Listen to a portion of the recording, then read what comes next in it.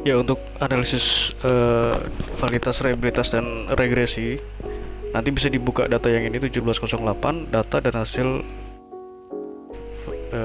hasil validitas regresi.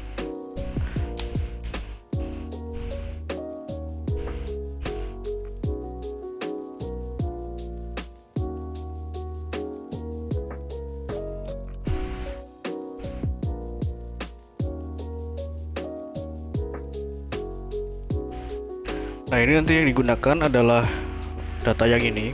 Jadi, ini kan tadinya masih berbentuk apa?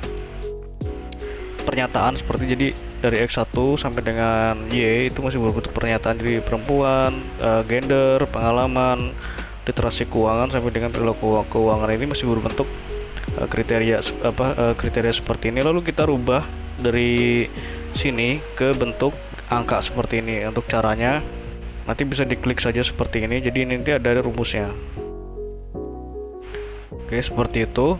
Kemudian setelah dirubah, dijumlahkan skornya ini. Jadi yang dijumlahkan itu hanya yang menggunakan skala Likert saja. Jadi X3, X4, dan Y kita jumlahkan seperti ini. Kemudian untuk yang gender ini kita rubah saja.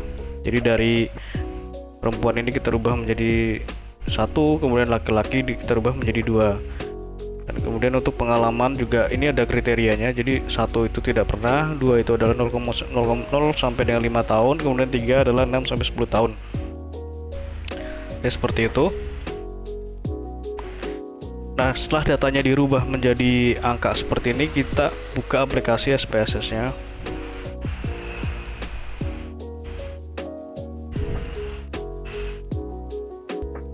Nah, seperti ini, kita masuk ke variable view. Kita copy yang ini. Kita copy seluruhnya nanti di copy ke sini, ke variable view ini. Ya, oke. Kita copy seperti ini.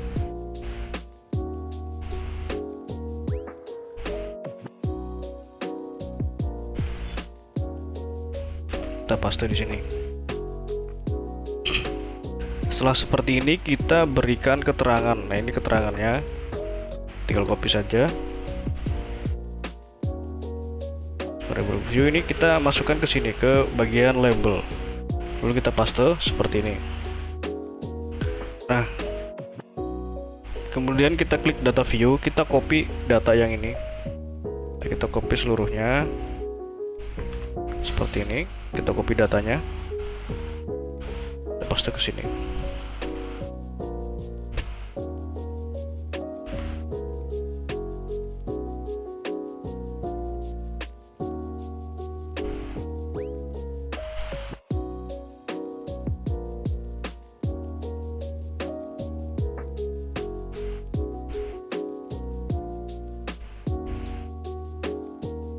Oh, sorry, ini ada kesalahan. Jadi nanti yang kita hapus dulu. Ini kita hapus dulu.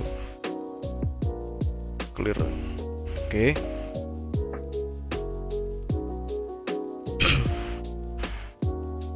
Kita copy yang ini. Kita masukkan ke data variable view. Paste seperti ini.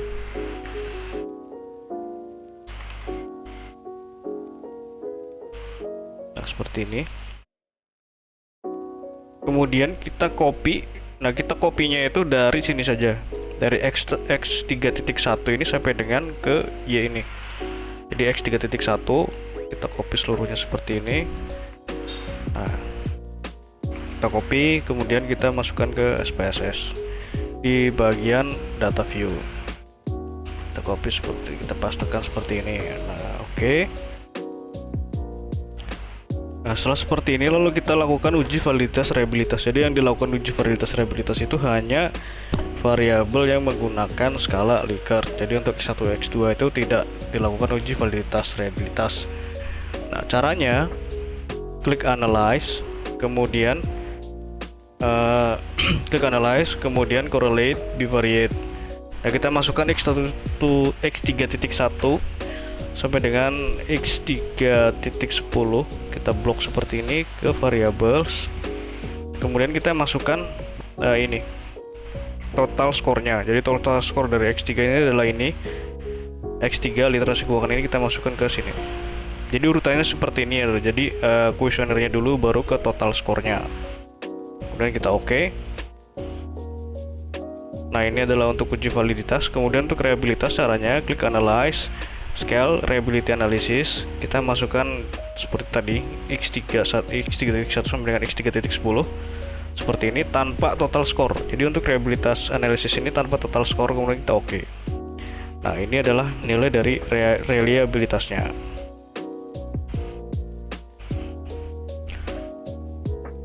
Untuk interpretasinya, jadi untuk uji validitas ini ada dua caranya. Jadi ada nilai dari percent correlation dan nilai seek-to-tail. Nah, untuk menggunakan uji SPSS ini kita lihat saja nilai seek-to-tail-nya. Jadi kalau misalkan seek-to-tail ini di bawah 0,05 maka dinyatakan valid. Namun jika di atas 0,05 dinyatakan tidak valid. Nah, ini contohnya X1.1 ini, X3.1 ini nilai signifikasinya adalah 0,00, di bawah 0,05 ini dinyatakan valid. Kemudian X3.2 ini nilainya adalah 0,00 juga dinyatakan valid. Nah,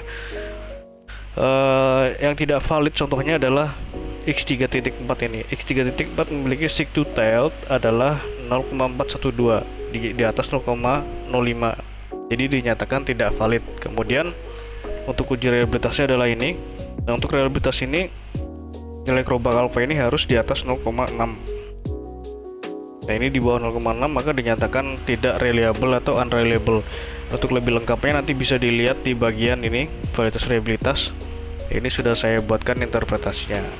Oke, setelah uji validitas reliabilitas, karena ini tidak menggunakan asumsi klasik, jadi kita langsung ke uji regresi linear berganda. Namun ini pada pengujian ini saya buatkan asumsi klasiknya sebagai bonus. Jadi nanti bisa digunakan atau tidak. Tapi karena ini tidak menggunakan regresi, tidak menggunakan asumsi klasik, jadi nanti pada tutorial ini saya langsung ke regresi linear berganda untuk menyingkat waktunya. Nah, ini kan untuk X3.1. Nah, ini terus dilakukan sampai ke variabel Y. Caranya sama seperti tadi. Kemudian untuk regresinya klik analyze, kemudian regression linear. Kita masukkan variabel Y ke dependent, kemudian X1 sampai X4 ini ke independent. Setelah itu kita langsung oke saja. Nah, ini adalah uji untuk regresi linear berganda. Jadi linear berganda itu ada 3. Jadi uji untuk R-square, kemudian uji F, dan uji T. Nah, setelah seperti ini kita bisa copy. Ini juga bisa di copy seperti ini. Nah, kita copy, kita masukkan ke Microsoft Excel untuk lebih mudah kita interpretasikan. Ya, ini untuk uji validitas, reliabilitas, dan regresinya. Kita copy lagi seperti ini. Nah, kita copy, pastekan seperti ini. Nah, ini adalah untuk uji regresi. Nah, regresi ini nanti kita lihat di sini saja yang sudah saya interpretasikan. Jadi untuk regresi ini ada 3 pengujian yang seperti tadi saya bilang. Jadi ada R square atau R kuadrat, kemudian F simultan, dan T parsial. Jadi pada pengujian ini kita lihat nilai R square-nya terlebih dahulu. Nah, ini R square-nya. Kita di sini saja seperti lebih mudah. Nah, square ini menunjukkan seberapa besar pengaruh variabel X terhadap variabel Y. Jadi X1, X2, X3, X4 terhadap variabel Y. Nah, 0,243 menunjukkan bahwa variabel tersebut dipengaruhi sebesar 24,3% dan sisanya dipengaruhi oleh variabel di luar dari model penelitian. Nah, untuk lengkapnya nanti bisa dibuka file yang ini, yang interpretasi ini. Nah, ini seperti ini, 24,3% dan sisanya 75,7% dipengaruhi oleh model lain, oleh variabel lain di luar dari model penelitian ini. Kemudian untuk F simultan ini untuk mengetahui seberapa pengaruhnya itu, adakah pengaruh variabel X1 sampai dengan X4 terhadap variabel Y.